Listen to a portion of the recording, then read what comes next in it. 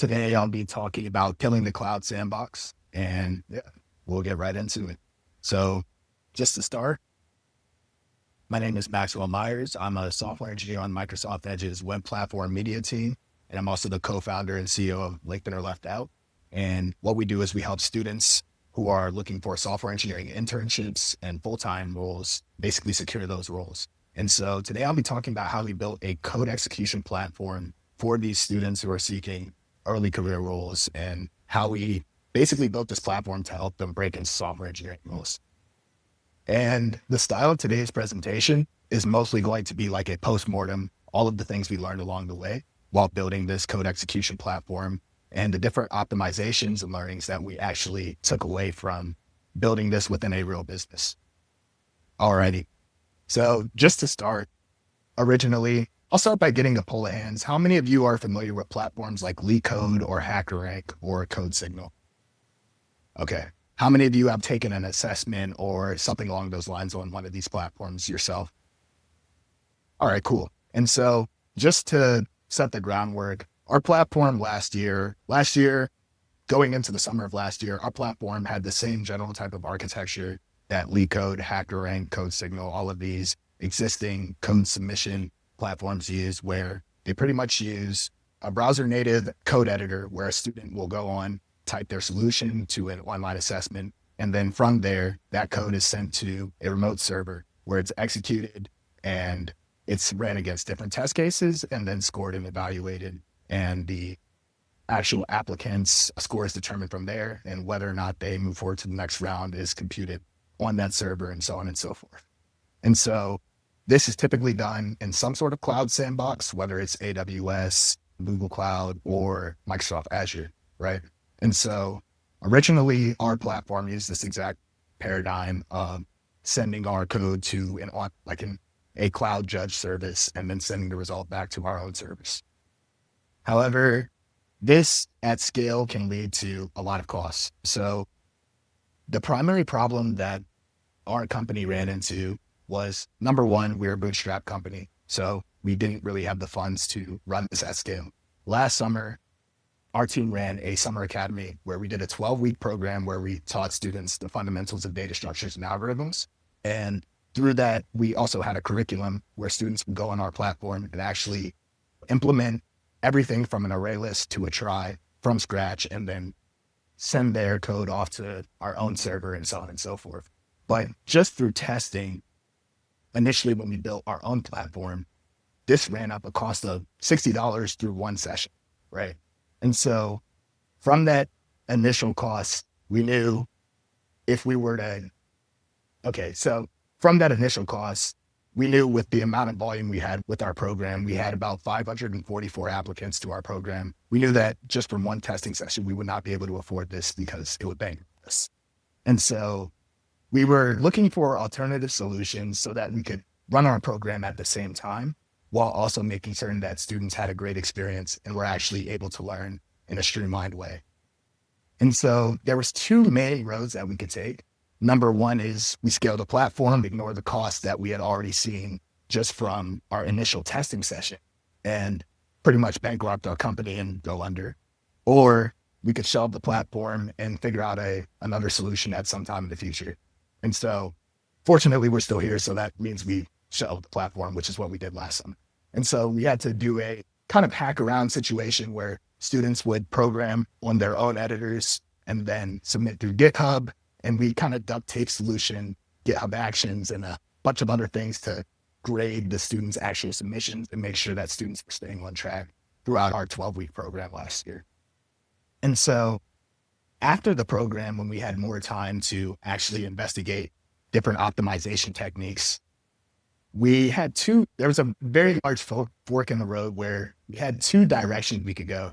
We could try to optimize the initial judge cost of sending code off into the server. But the other option that we discovered was actually executing code client-side using WebAssembly. And so that ended up being the road that we went to, or the direction we went in.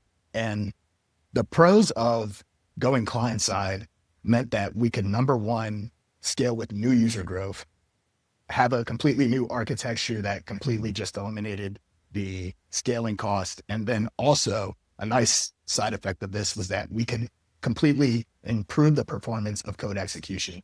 A lot of times there's a lot of logic that goes into making certain that code execution on servers happens scalable, that requests are being queued properly, and that there's not a lot of latency when sending off those submissions to the server.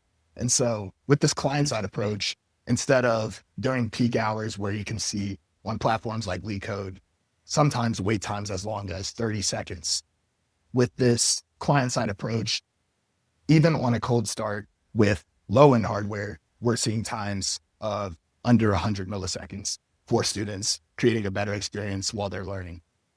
And so just to break down WebAssembly real quickly, for those of you who don't know, pretty much traditional JavaScript source code goes into the JavaScript engine, it gets parsed and then compiled and runs in the browser, which is fine for scripting, but for heavier languages like C++, Rust, Java, Python, so on and so forth, WebAssembly really makes a large difference because WebAssembly allows you to compile these languages down to a WebAssembly binary, which can then be executed within the browser itself, no matter like what language it is, as long as it has a supportable WebAssembly interface.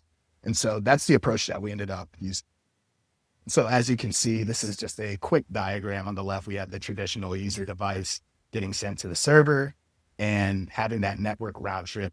Whereas on the other hand, with WebAssembly, we just run it locally. And then from there, we have those performance gains and cost efficiency because we're not actually executing code on the server at scale. Now, there are a few drawbacks with this approach. It's not all sunshine and rainbows. Number one, depending on the student, there is a risk of having students not being, there's a risk of students not being like completely compliant and pretty much modifying their submissions and so on and so forth.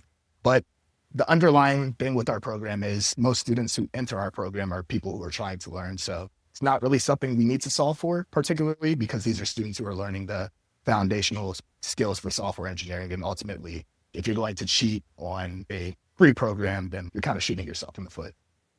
And so just in terms of projected costs for our summer academy last year, what we were looking at was over $5,000 from the 3-month program. And with this new approach, all we're pretty much paying for is serving our static assets, such as our lecture videos, our content, and then all of the different documentation, that type of stuff, and paying for our general tools that we use to run our business, as opposed to the scaling server costs that we would use with the online judge cloud server. And if we had stayed on WebAssembly, we would be running a deep hole that we would have to figure out another way to monetize.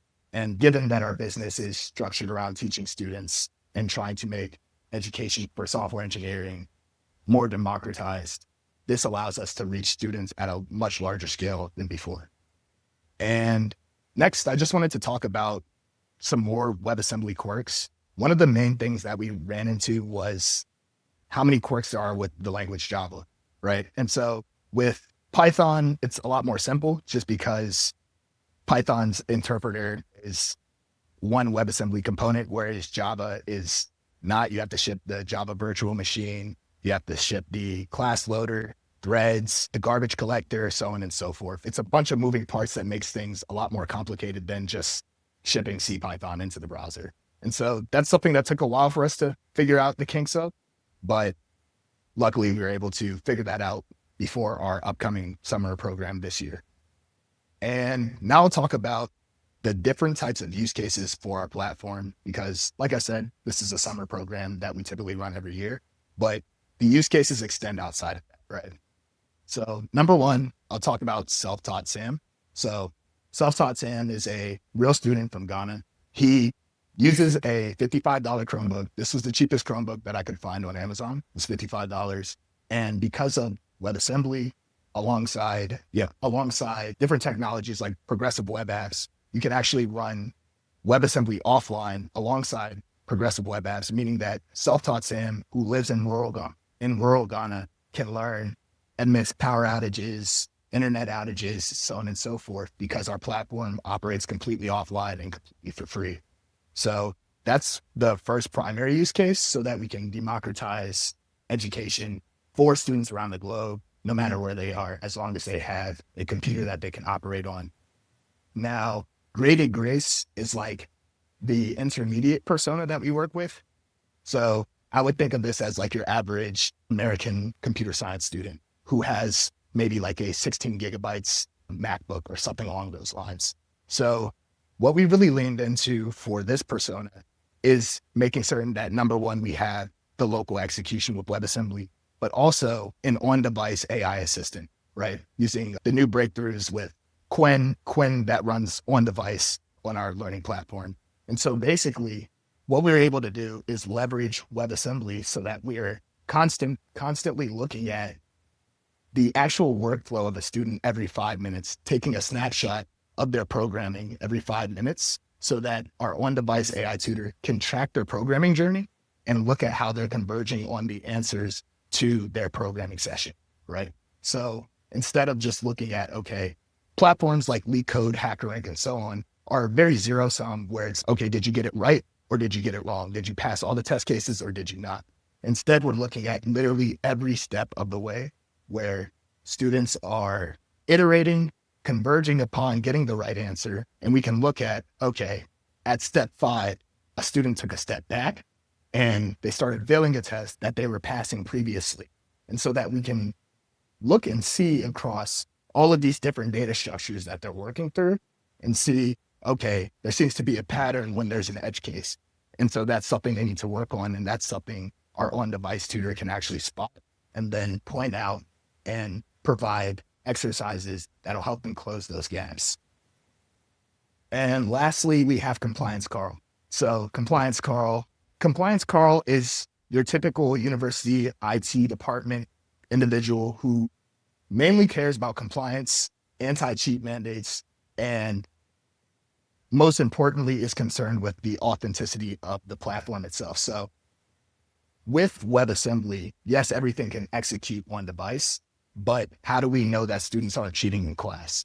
Because a primary use case for our platform is actually universities. So how do we make certain that students that are in class and are using our platform aren't messing with the test cases when they're submitting code, for example?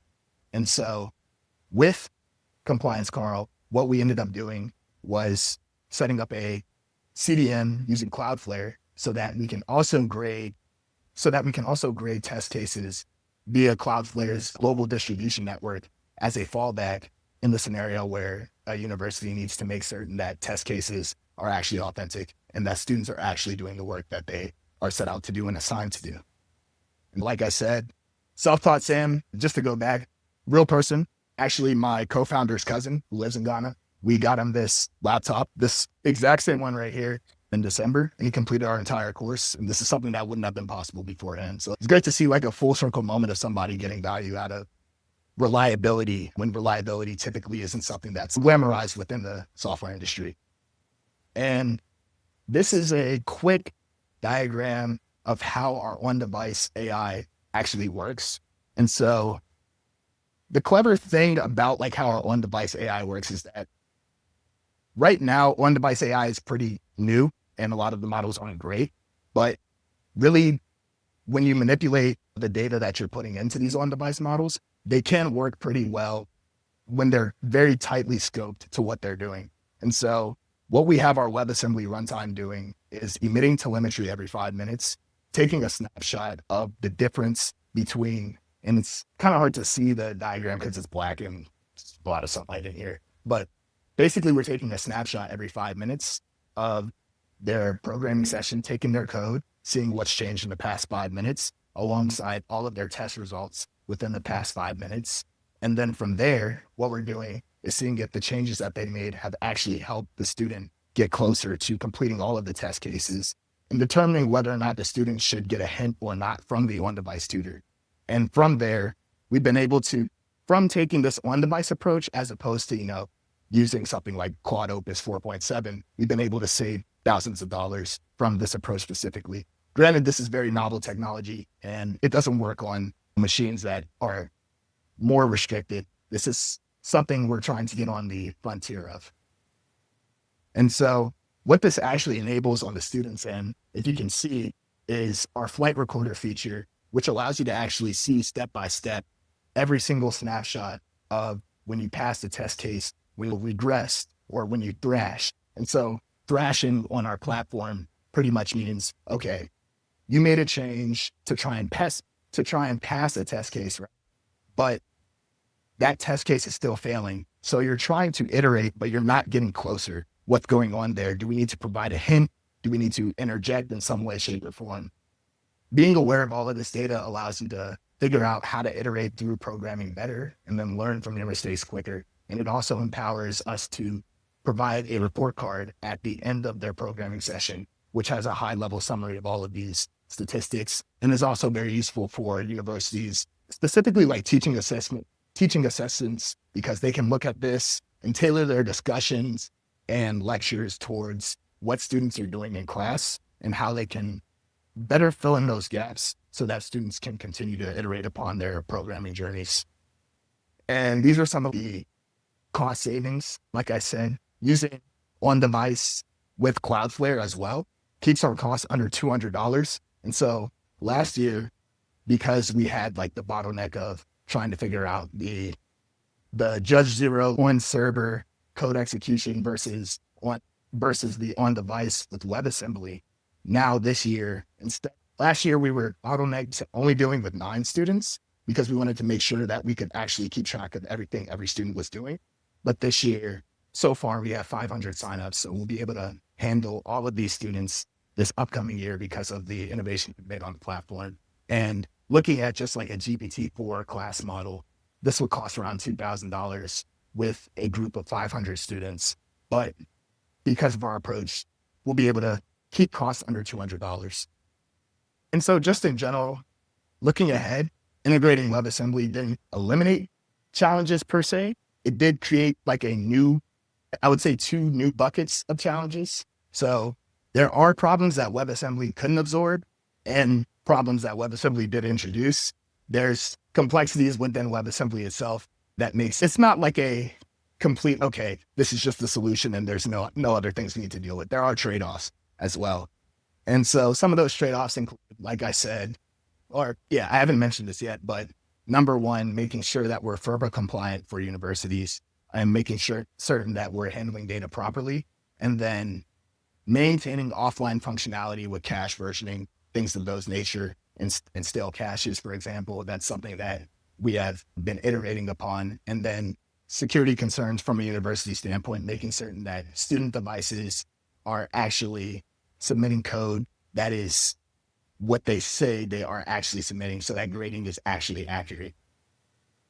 On the other hand, some of the other costs are payload limitations. So with the WebAssembly interface, there's a 10 megabyte ceiling on how large like payloads can be. And then device diversity has definitely been a very interesting one just because of on-device AI component as well. And then from there, we also have pretty much a new host of observability issues, trying to make certain that everything runs uniformly across all platforms. But that's pretty much it. Thank you, guys.